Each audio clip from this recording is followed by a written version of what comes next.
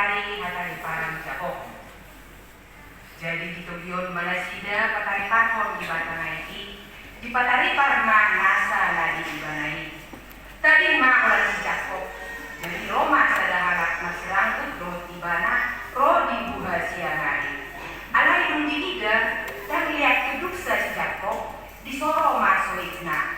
Jadi ngedul masoik di si Japoki di bahen pasiran buton nasi day. Dumini dari mana mak? Padua mau, ay nunga buha siang hari. Alai nasi Japok mak, aku padua ho. Dan jolo di masuk-masuk hoa. Rukun ribut lagi. Jadi dalam ribut rukun. Jadi gak ada yang rukun saja. Ribut rukun. Begitu amalnya. Jadi dalam berumah tangga itu ternyata ada ribut-ributnya. Rukun dan tidak ada yang rukun terus. Tidak ada yang rukun terus. Karena apa tadi? Itu perbedaan. Kita ini berbeda. Isi otak kita ini berbeda. Satu ibu dengan ayah itu berbeda. Itulah yang mendasari. Maka kita tidak menjadi teman kalau ribut dan rukun. Kira begitu kan? Jadi selamat ya ribut-ribut lalu rukun. Selamat ribut dan rukun. Kira begitu bagaimana? Jadi mari kita kerjakan ini. Jangan merasa Anda ribut-ribut terus di rumah tangga lalu ribut terus tidak pernah bakal rukun. Pasti ya kan? Rukun. Saudara yang dikasihi Tuhan, kita juga bisa berkonflik. Karena apa? Ya karena tadi itu perbedaan ras misalnya kan, perbedaan status sosial saya dan teman yang lain dan Amanina berbeda kita semuanya dan banyak lagi yang membuat kita berbeda sehingga kita berkonflik. Banyak orang mengatakan begini, orang yang pintar menyelesaikan masalah atau menyelesaikan konflik itu adalah orang Batak. Betul nggak Amanina? Anak-anak di dalam malau menyelesaikan konflik. Saya pikir ada benarnya ya. Ya Amanina ya? Ada benarnya ini. Nah, kenapa orang Batak itu kan cerdas, pintar, dia pandai dan teliti memilah di mana letak yang kurang adilnya dan adilnya seperti ini. Sehingga gak jarang orang Batak itu banyak menguasai panggung hukum. Sehingga apa? Konflik teratasi dan bisa berlaku adil. Tidak ada kecurangan. Inilah yang dihasilkan oleh tradisi Batak Amanina. Maka saya dan Amanina dan semua yang ada di sini bangga ya sebagai orang Batak ya. Jangan ada yang lain jadi orang Batak. Saya bangga jadi orang Batak dimanapun. Karena di rumah juga kita gitu, iya kan di rumah gitu. Berapa anaknya 3 orang katanya. Kalian di rumah suka berkelahi nggak? Suka berkelahi, sering berkelahi berantem karena apa? Nggak membersihkan tempat tidur, yang satu tinggal tidur, yang lain nggak beresin, bisa saja. Yang satu maunya ke rumah, yang nggak mau, jadi berkelahi terus. Iya berkelahi. Ibunya bilang apa? Ya kalian berkelahi aja terus.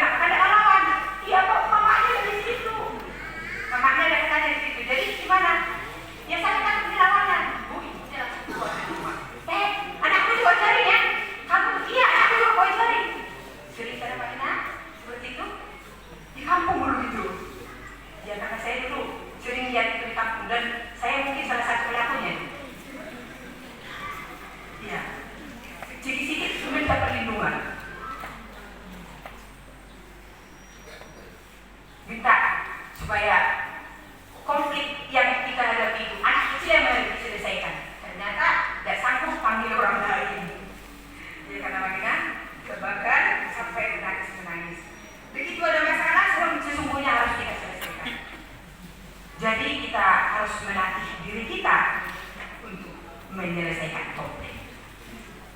Paulus kan mengatakan dalam suratnya kepada Timotius, katanya gini, lihat akan ada waktunya orang tidak mau lagi mendengar hal-hal yang baik.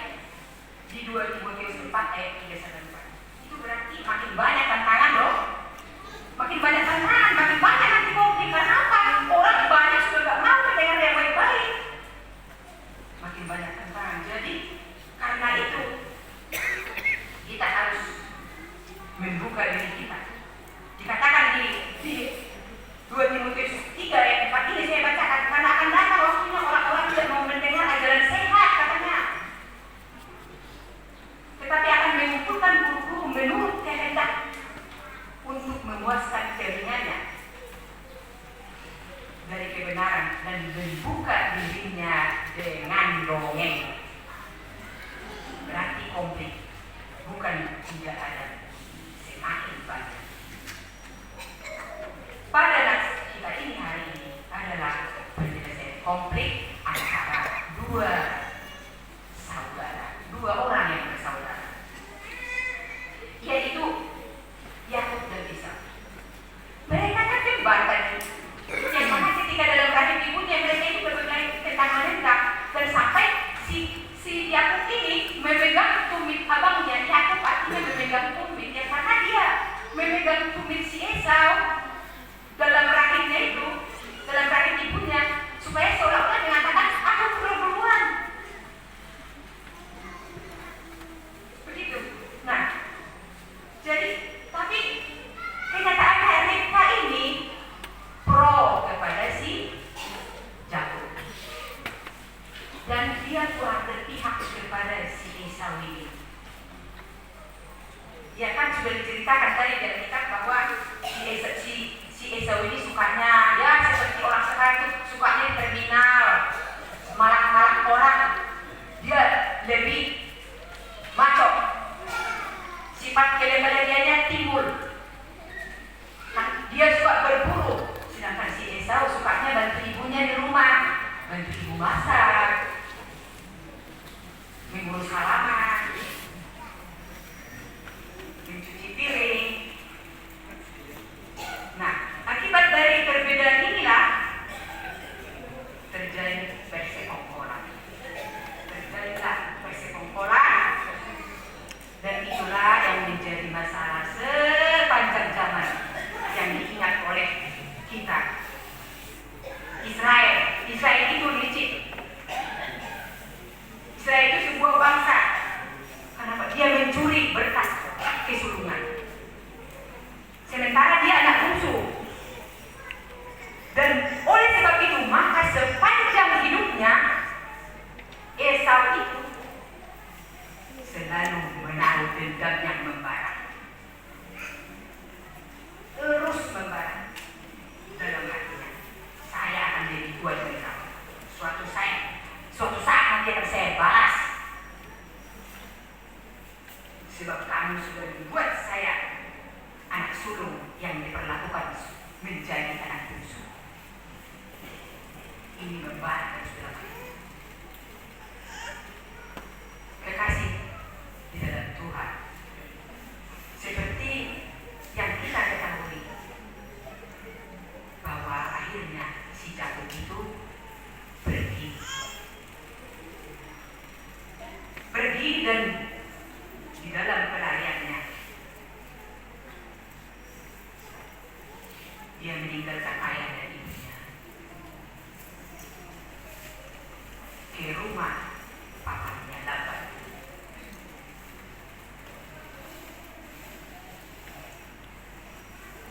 Aduh, apakah saya ini gak bertegur-teguran terus sama abang ini? Karena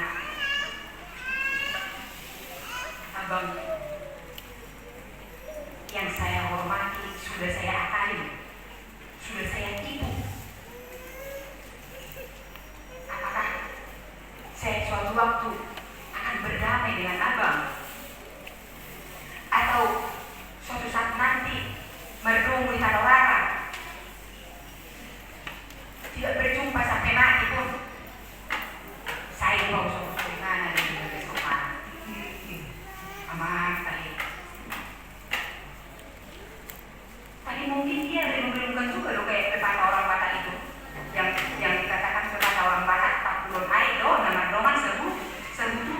Sekolah sih dari kuliner dari Sarawak. Nah, berantamnya juga jangan lama-lama lah kalau begitu. Memang begitu kalau orang Batak pun di rumah begitu. Kalau orang Batak di rumah berantem begitu ya.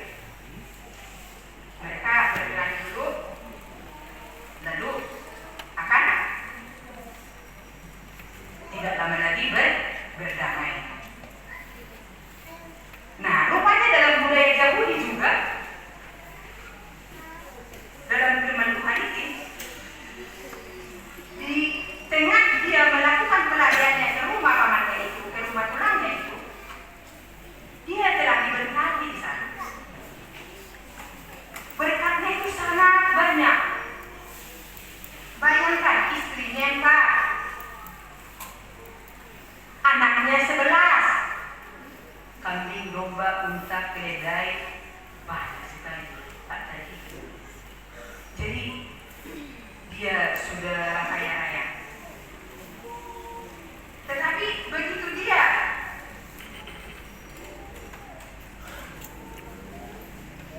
melihat dan menyadari bahwa semua sudah menjadi miliknya, ada enggak saatnya nanti saya akan berjumpa dengan bapak ini, abangku Esau.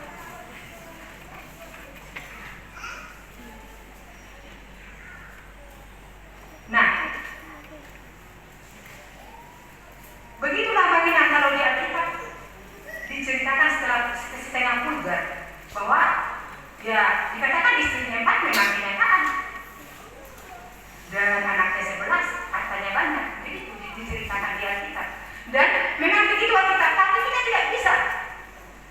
Kalau Tuhan sudah memilih meski dengan banyak kekurangan itu, bahkan Yakub artinya penipu, jika Tuhan berkehendak, dia akan menjadi bangsa yang besar. Kenyataan anak-anak, meski Yakub orang berdosa, ya Tuhan pakai menjadi bangsa yang besar untuk rencana yang besar.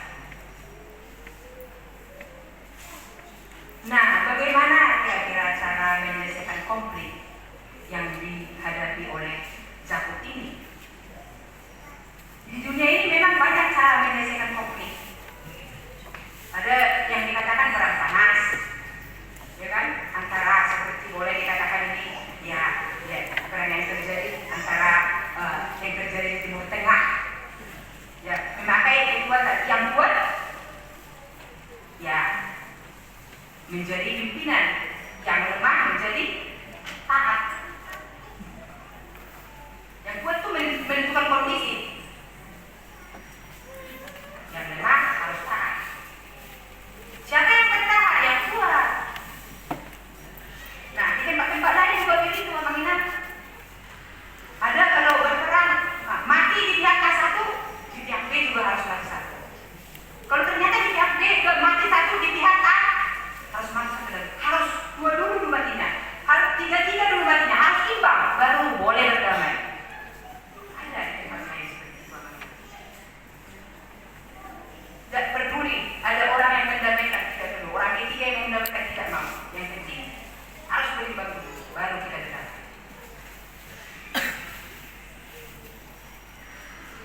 Dan masih banyak orang yang menyukai seperti itu, Bang Ina.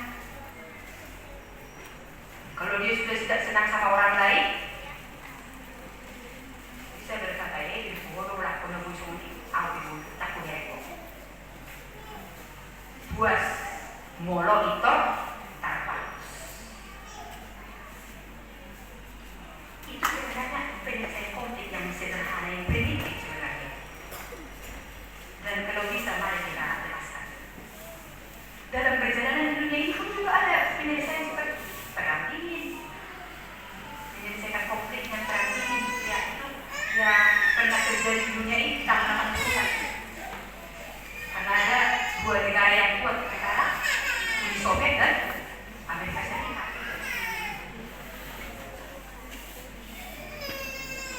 Mereka tidak bertimbung sapa, tapi mengumpulkan peluru. Jadi ketika tiba-tiba muncul perang, sudah siap tempur. Dan banyak juga kan di rumah tangga kita juga seperti itu. Kalau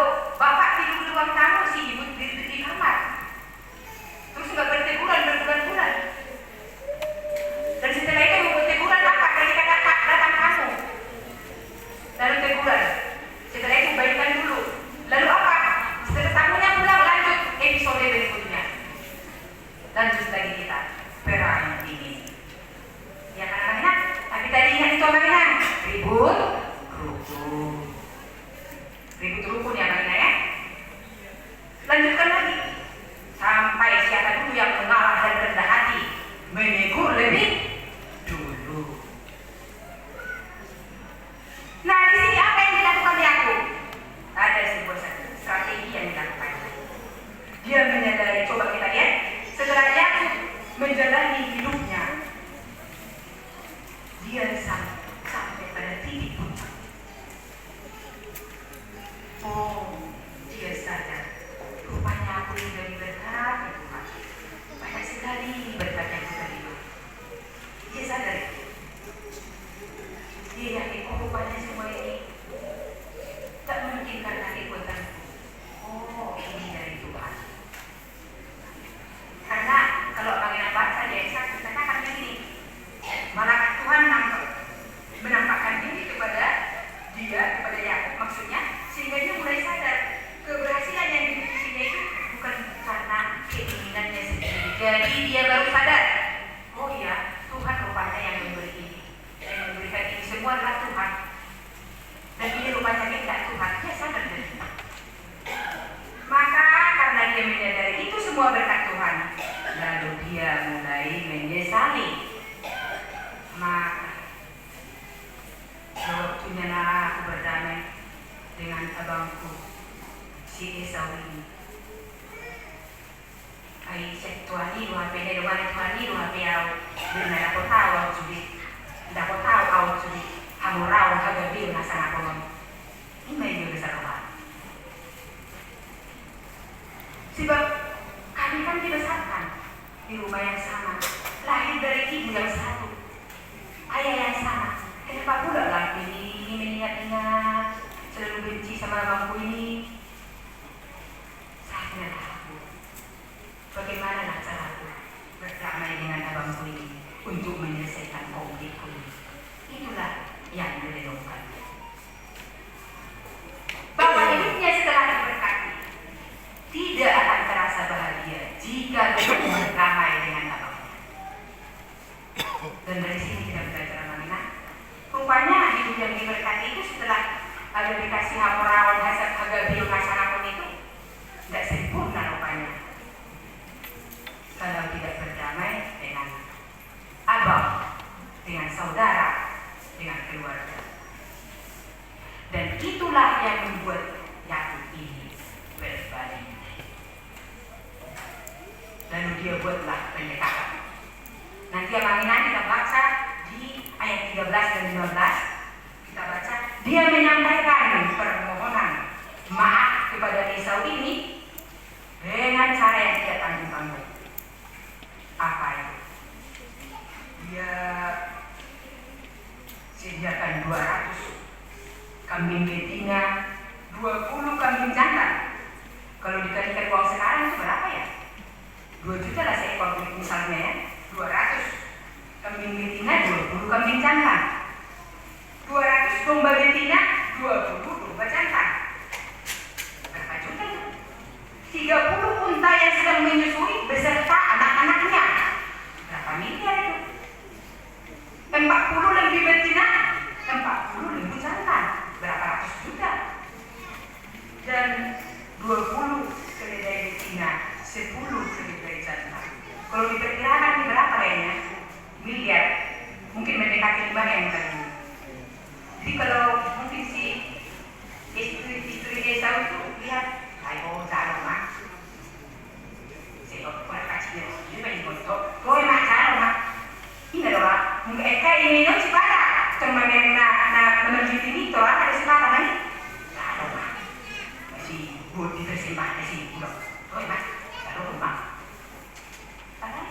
Saya berpikir loh si siapa si Jakub memang dia tunggu si dia tunggu si udah kan nih anak baru main calonnya bakal dua ini kita tunggu bagaimana saya amat saya kenapa nih calon dalam main aku istri Jakub kita kalau memeriknya sih berdiri lah lain baru dari sana begitu banyak persembahan yang disampaikannya itu dia tidak yakin kalau memang jual dia besar, kan besar baru jual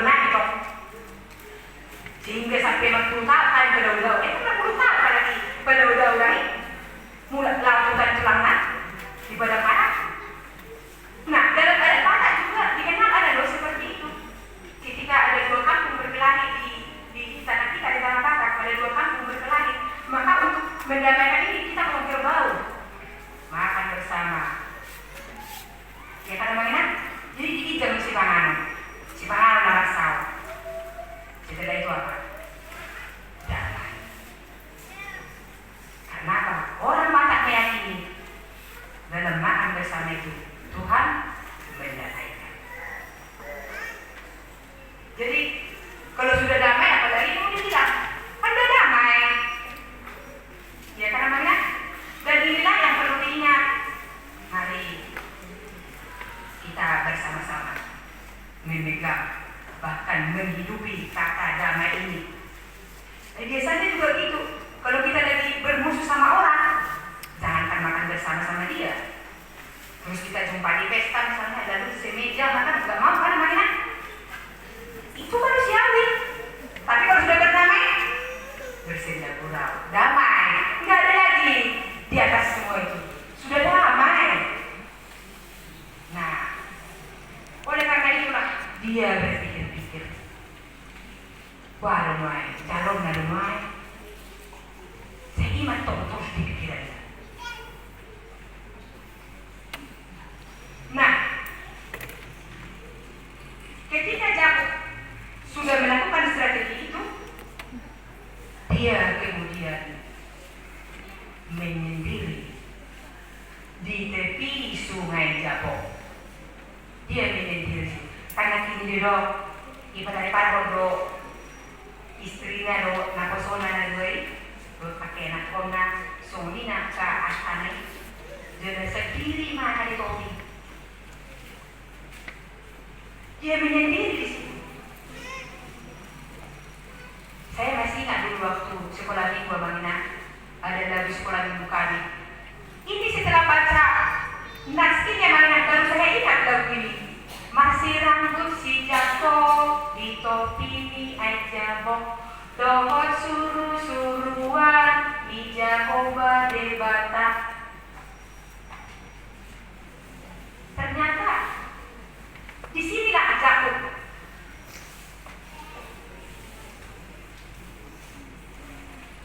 masih rambut dohot debata, suruh-suruhan di debata.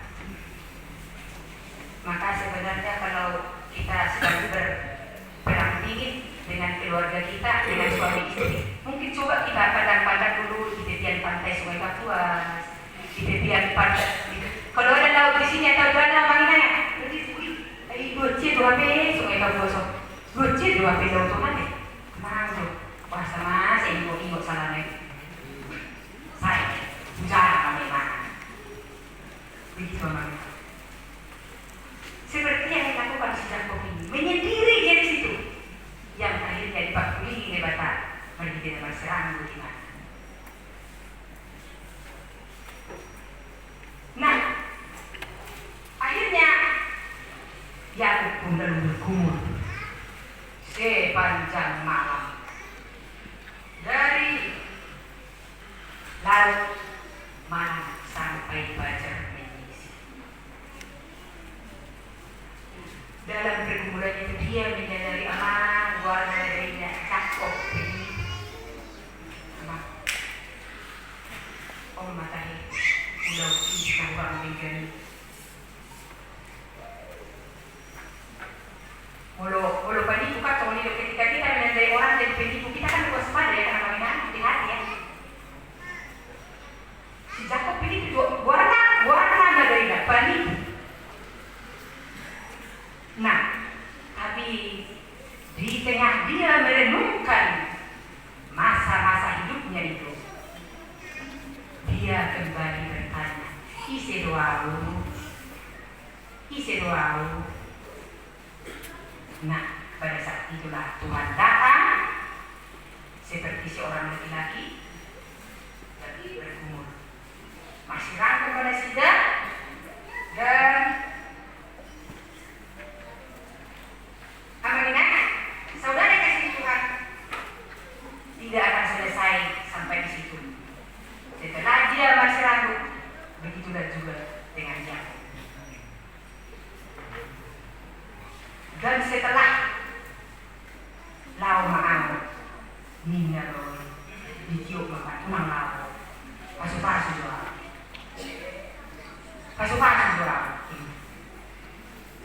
ay sinubuhan mo, ina. Si Jakub. Pertanyaan yang sama dulu kan begitu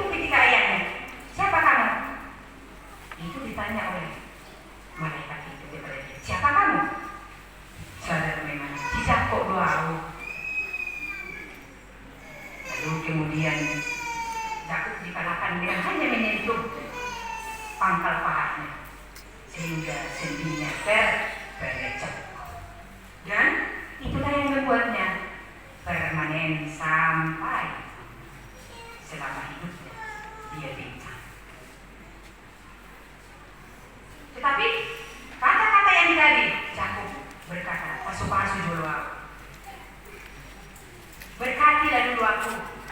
Dan Tuhan melihat dalam hati Yakub, ternyata dia benar-benar berniat yang baik untuk berubah. Dia memiliki keyakinan, Tuhan memiliki keyakinan bahwa rupanya dia sadar akan berkat yang diterimanya itu bukan berkat dibuatan. Maka dia berniat untuk berdamai dengan Bapaknya. Ketika saya sudah diberkati, saya mampu berdamai dengan siapapun. Begitu prinsip. Saya akan mampu minta maaf kepada abangku yang bernama Isa. Asal pertemuan di rohana, lupakan orang aku sudah mau. Keberanian yang luar biasa. Terkadang kita ketika meminta maaf dengan orang, meski kita di pihak yang bersalah, kita bergengsi minta maaf. Kita menunggu siapa lebih dulu. Tapi Yakub tidak. Berbagai cara dibuatnya untuk bagaimana berjumpa dengan damai dengan Bapaknya. Karena dia itu menyadari bahwa aku tidak bisa hidup seperti ini, menikmati kekayaan tanpa berdamai dengan Bapaknya. Jadi kalau di orang Batak dikatakan amurau harga bil hasanakot itu sudah singkop, ternyata kalau tidak di atas damai seperti permintaan Yakub ini, kuranglah sempurna. Kita lihat Yakub, ya kan? Punya anak, punya istri, harta kekayaan melimpah. Mungkin kalau zaman sekarang M atau triliunan. Tapi apakah dia berkata, udah lengkap hidupku, udah sempurna? Enggak. Dia tidak berkata seperti itu. Tapi dia bilang, saya harus berdamai dengan Allah. Inilah yang luar biasa mengingat yang saya dan Amatina dan semua yang ada di sini untuk dapat kita miliki sikap Yakub ini, kita hidupi betapa hidup kita harus berdamai dengan setiap orang. Ada kata pepatah mengatakan musuh satu terlalu banyak, katanya teman 1000 kurang.